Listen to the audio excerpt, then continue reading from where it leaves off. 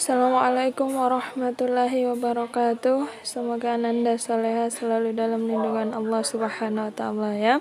Ini kita masuk pada bab ihsan ya. Ini bab yang terakhir untuk semester ini. Baik, kita masuk pada pengertian ihsan. Ihsan itu ini diambil dari hadis riwayat muttafaq alaih. Rasul sallallahu alaihi wasallam bersabda bahwa ihsan adalah engkau beribadah kepada Allah Subhanahu wa taala seakan-akan engkau melihatnya. Jika engkau tidak melihatnya, maka sesungguhnya Dia melihatmu. Ini beribadah ini sayang bukan hanya sholat, bukan hanya puasa, bukan hanya seperti itu ya. Beribadah itu artinya segala perbuatan yang diperintahkan oleh Allah yang kita menunjukkan takwa kita kepada Allah Subhanahu wa taala.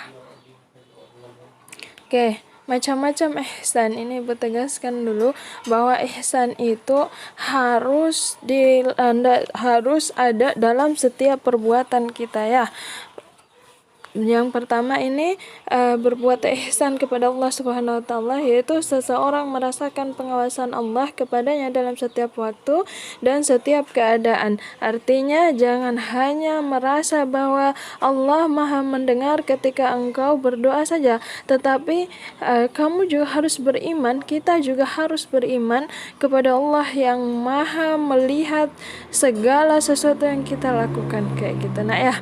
Lalu yang kedua, berbuat ihsan kepada kedua orang tua. Ini dalam Quran surat Al-Isra ayat 23 dikatakan bahwa diperintahkan oleh Allah untuk beribadah kepada Allah dan juga berbuat baik kepada ibu bapakmu dengan sebaik-baiknya, katanya Allah Subhanahu wa taala ya. Ini langsung di Quran surah Al-Isra ayat 23. Ini artinya jangan membantah kedua orang tuamu, apalagi menyelisihi perintah keduanya selama itu tidak menyelisihi perintahnya Allah Subhanahu wa taala. Sering ibu katakan bahwa misalnya ketika orang tua mau melarangmu berhijab, maka itu jangan diikuti kayak gitu. Selainnya perbuatan yang tidak dilarang oleh Allah maka harus dilakukan. Nah, poin ketiga ini berbuat ihsan kepada kerabat. Ini dalam Quran surah An-Nisa ayat 1 diperintahkan kepada kita untuk peliharalah hubungan silaturahmi. Ini perintah langsung oleh Allah bahwa kita harus memelihara hubungan silaturahmi. Ini yang kedua yaitu ini begitu pun dalam hal sedekah. Dalam hadis riwayat Tirmizi dikatakan bahwa ketika kita bersedekah kepada orang miskin, kita akan mendapatkan satu pahala. Tetapi ketika kita bersedekah kepada kerabat kita, kita akan mendapatkan dua pahala, yaitu pahala sedekah dan pahala silaturahmi. Dalam hadis riwayat Bukhari juga dikatakan bahwa orang yang beriman kepada Allah dan hari akhir ya dia adalah orang yang salah satu di antaranya menyambung silaturahmi. Lalu yang keempat, berbuat ihsan kepada tetangga. Ini dalam hadis riwayat muttafaq alaih dikatakan, barang siapa yang beriman kepada Allah dan hari akhir, maka janganlah ia menyakiti tetangganya. Ini juga tertuang dalam adab bertetangga ya, masih ingat? Dan ingat, ketika ada tetangga yang zalim, maka tugas kita bersabar, bukan membalas kezalimannya. Lalu yang kelima, ini berbuat ihsan kepada kaum fakir. Ini dalam Quran surah Al-Baqarah ayat 263 dikatakan bahwa jadi kita itu dilarang untuk mengiringi sedekah kita dengan sesuatu yang menyakitkan perasaan si penerima. Ini contoh sederhananya gini. Ada banyak orang yang ketika bersedekah lalu mengatakan bahwa masih kuat kok bersedekah, itu tidak boleh ya. Ini dalam Quran surah Al-Baqarah ayat 263 dikatakan bahwa perkataan yang baik dan pemberian maaf lebih baik daripada sedekah yang diiringi dengan sesuatu yang menyakitkan perasaan si penerima. Allah Maha Kaya lagi Maha Penyantun kayak gitu. Contoh sederhananya lagi, di zaman ini orang yang memberi lalu foto dia diposting, menyakiti hati si penerima. Lalu kepada anak-anak yatim, ihsan kepada anak-anak yatim, ini dalam hadis riwayat muttafaq alaih, kedudukannya dekat dengan Rasul sallallahu alaihi wasallam di surga. Masya Allah.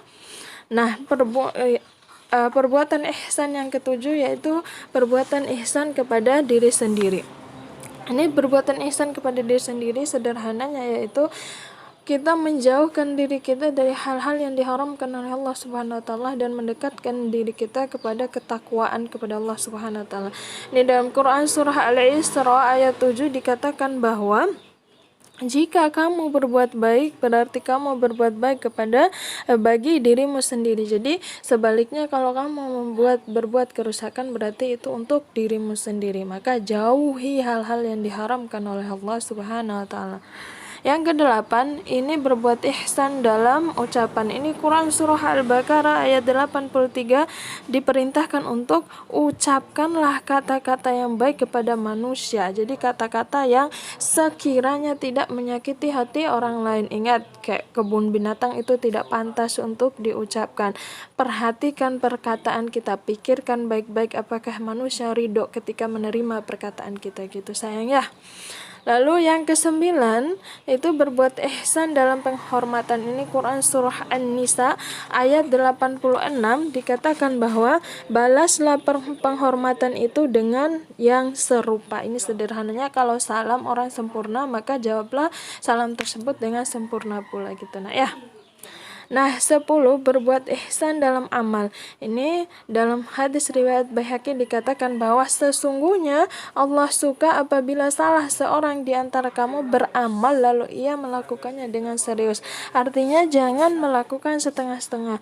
Sholat ini bacanya gini aja. Jangan lakukan dengan serius. Segala amalan lakukan dengan serius. Sedekahnya 500 aja. Kayak gitu nggak boleh, lakukan dengan serius, dengan maksimal. Lalu berbuat ihsan dalam berhias dan berpakaian. Ini Quran surah Al-A'raf ayat 31 diperintahkan untuk berpakaian yang indah terutama kalau pergi ke masjid. Nah, balasan terhadap perbuatan ihsan itu yang pertama, dia mendapatkan pahala yang besar di sisi Allah Subhanahu wa taala. Ini dalam Quran surah Ar-Rahman ayat 60 dikatakan bahwa tidak ada balasan kebaikan kecuali kebaikan. Kebaikan pula kayak gitu ya. Jadi kalau kita berbuat ihsan, maka Allah akan membalas juga dengan perbuatan yang baik. Nah, yang kedua disukai oleh Allah Subhanahu wa taala. Dalam surah Al-Baqarah ayat 195 dikatakan bahwa Allah menyukai orang-orang yang berbuat baik. Baik sayang, demikian untuk materi kali ini. Ibu ucapkan jazakumullah khairan telah menyimak dengan baik. Wassalamualaikum warahmatullahi wabarakatuh.